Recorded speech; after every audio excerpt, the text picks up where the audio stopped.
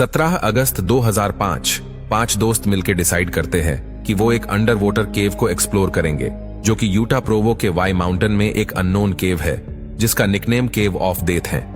ये पांचों दोस्त इस बात से अनजान थे कि केव के अंदर एक घातक खतरा उनका इंतजार कर रहा है। दरअसल केव के अंदर गए तो 5 दोस्त थे, लेकिन वापस केवल एक ही आया। ये एक सच्ची घटना पर बनाई गई वीडियो है। आखिर क्या हुआ था उनके साथ, आइए जानते हैं इस वीडियो में। अगस्त 2005 को एक डांस ग्रुप के 5 मेंबर डिनर करते हुए डिसाइड करते हैं कि वो एक सीक्रेट केव को एक्सप्लोर करेंगे, जो कि यूटा प्रोवो में BYS कैंपस के बगल के वाई माउंटेन में स्थित एक अननोन केव है, जिसका कि कोई नाम नहीं है। लेकिन वहां के स्टूडेंट इस केव को गोलम केव या केव ऑफ डेथ यानी कि मौत की गुफा कहते हैं, जिसे कि कुछ साल पहले ही 2 लोगों ने फाइंड किया था। केव देखने में बहुत छोटी लगती है, लेकिन यह उतनी ही खतरनाक भी है। इस केव में भी नटी पुटी केव की तरह पतले पतले रास्ते थे, लेकिन घबराने वाली बात तो यह थी कि इसके अंदर बहुत सारा पानी भी था। लेकिन जो सबसे हैरान कर देने वाली चीज वो थी कि ये 18 बाई 20 इंच का पानी से भरा रास्ता, जो कि एक तरफ से दूसरी तरफ 18 फीट तक जाती है। इस केव का एंट्रेंस देखने में बहुत पतला और डरावना लगता है। एंट्रेंस में भी थोड़ा पानी था। केव के अंदर पानी होना ही इनको काफी इंटरेस्टिंग लग रहा था। सुबह के 2 बजे ये 5 दोस्त माउंटेन से हाइकिंग करके केव के पास पहुंच जाते हैं। इन 5 दोस्त में सबसे पहले थी जेनिफर गैलब्रेथ, जो कि पहले भी पानी से भरे केव को एक्सप्लोर कर चुकी थी। जेनिफर ने ही अपने बाकी फ्रेंड्स को केव को एक्सप्लोर करने के लिए एग्री किया था, और बाकी थे Ariel Singer, Black Donal, MC Donald और 5वां फ्रेंड था जोसेफ फर्यूसन, जिसने की डिसाइड किया कि वो केव के अंदर नहीं जाएगा, वो केव के बाहर ही इन लोगों का वेट करेगा। ये पांचों केव के पास पहुंचने के बाद उन्होंने थोड़ा सा और सुबह होने के लिए वेट किया, ताकि सुबह की रोशनी की वजह से केव के अंदर अंधेरा थोड़ा कम हो जाए। अब सुबह के 4 बज गए थे। इस केव का एंट्रेंस इतना पतला था कि केव अंदर एक बार में केवल एक ही जा सकता था। सबसे पहले जेनिफर इस केव के नीचे गई, उसके बाद बाकी 3 और लोग भी इसके नीचे गए। केव के अंदर का पानी काफी ठंडा था। जेनिफर सबसे आगे चल रही थी, ताकि वो आगे का रास्ता देखकर इन तीनों को पीछे बता सके। केव के अंदर 15 फीट के रास्ते को पार करने के लिए एक रस्सी को बांधा गया था, जो कि आसानी से 18 बाई 20 इंच के रास्ते को पार करवा सकता थी। लेकिन शायद उन लोगों ने उस रस्सी का यूज नहीं किया। इसका मतलब यह था कि वो लोग आसानी से अपने रास्ते से भटक सकते थे। इन चारों से पहले एक केवर इस केव में आया था। उसने बताया कि उसने भी इस रस्सी का यूज नहीं किया था, जिस वजह से वो रास्ता भटक गया था। वो पानी के अंदर डूब के मरने ही वाला था कि उसको वहां पर एक छेद मिल गया, जहां जाकर उसने सांस लिया और वो तुरंत ही केव से बाहर निकल गया। लेकिन शायद अब यह चीज उनके साथ होने वाली थी। ये चारों वहां पर आसानी से केव को एक्सप्लोर कर रहे थे। केव काफी छोटी थी और केव के अंदर काफी पतले पतले रास्ते थे, लेकिन जेनिफर के एक्सपीरियंस की वजह से ये लोग आसानी से उन रास्तों को पार कर रहे थे। लेकिन अब चीजें बिगड़ने वाली थीं। केव को एक्सप्लोर करते हुए इन लोगों को वो रस्सी दिखाई नहीं दी, जिसकी वजह से ये लोग रास्ता भटक गए। इन चारों का दम घुटने ही वाला था कि उन्हें वहां पर एक होल मिल गया, जहां इन चारों ने खड़े होकर सांस ली। यह होल 6 फीट चौड़ा था, जहां केवल 3 फीट सांस लेने की जगह थी। केव के बाहर खड़ा हुआ जोश इन चारों का वेट कर रहा था। उसे पता नहीं था कि ये लोग केव से कब बाहर निकलेंगे, क्योंकि उन चारों ने केव से बाहर निकालने का कोई टाइम फिक्स नहीं कर रखा था।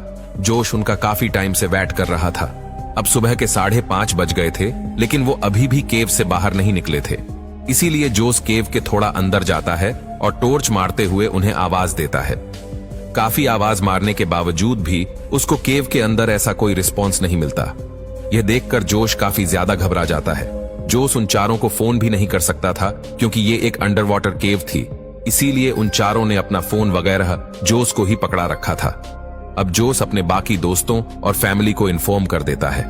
अब सुबह के 6 बज गए, लेकिन वो चारों अभी भी केव से बाहर नहीं निकले थे।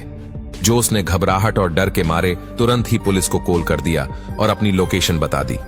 नीचे केव में वो चारों बाहर निकालने की कोशिश करते, लेकिन वो हर बार रास्ता भटक जाते थे। लेकिन उनके मौत का कारण ये बना कि केव में केवल 21% ऑक्सीजन था और 79% नाइट्रोजन।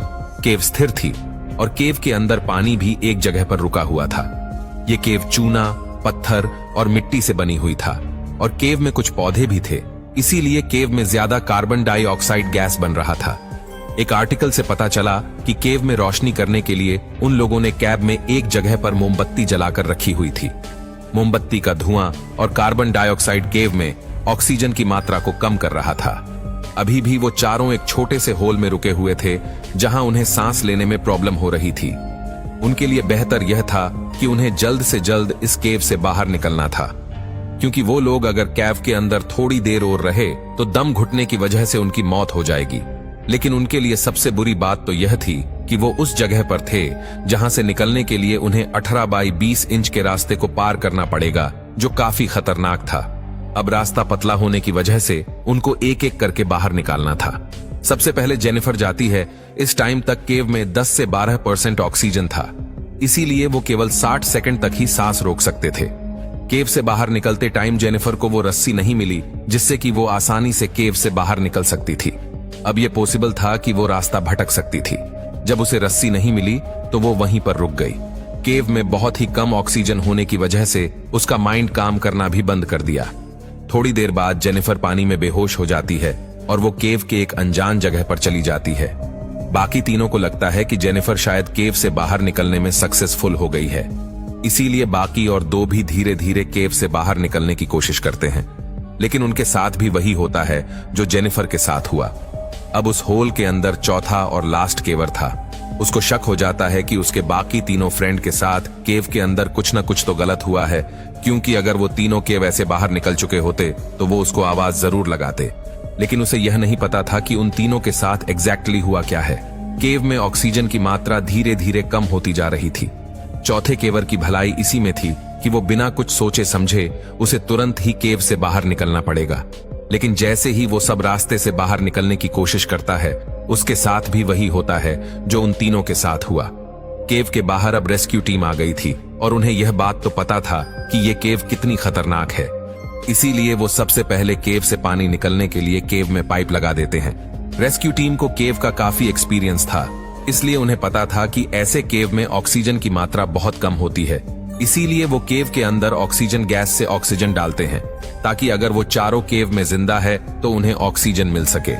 केव से काफी हद तक पानी निकल जाने के बाद जब वो केव के अंदर जाते हैं तो वो वहां का मंजर देखकर हक्के बक्के रह जाते हैं, क्योंकि इस टाइम तक उन चारों की मौत हो गई थी और उन चारों की डेड बॉडी उनके सामने बिखरी पड़ी हुई थी। जब ये बात उनकी फैमिली को पता चलती है तो उनकी फैमिली को विश्वास ही नहीं होता। जेनिफर के फादर ने बताया कि जेनिफर एक डांसर और मॉडल बनना चाहती थी, लेकिन सबसे बड़ा खुलासा तो जेनिफर की मां ने किया। जेनिफर की मोम ने बताया कि ब्लैक डोनल जेनिफर का बॉयफ्रेंड था। ब्लैक डोनल के फादर नहीं थे, वो अपनी मम्मी का एक लौता बेटा था। डोनल की मां जेनिफर की मां के साथ एक स्टेट कॉलेज में काम करती थी, लेकिन ब्लैक डोनल के मारे जाने के बाद उसकी मां अब अकेली पड़ गई है।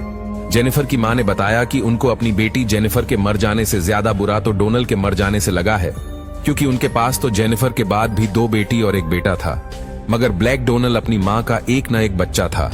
इन चारों की खबर पूरे देश में फैल गई, जिस वजह से गवर्नमेंट ने इस केव को हमेशा के लिए बंद कर दिया।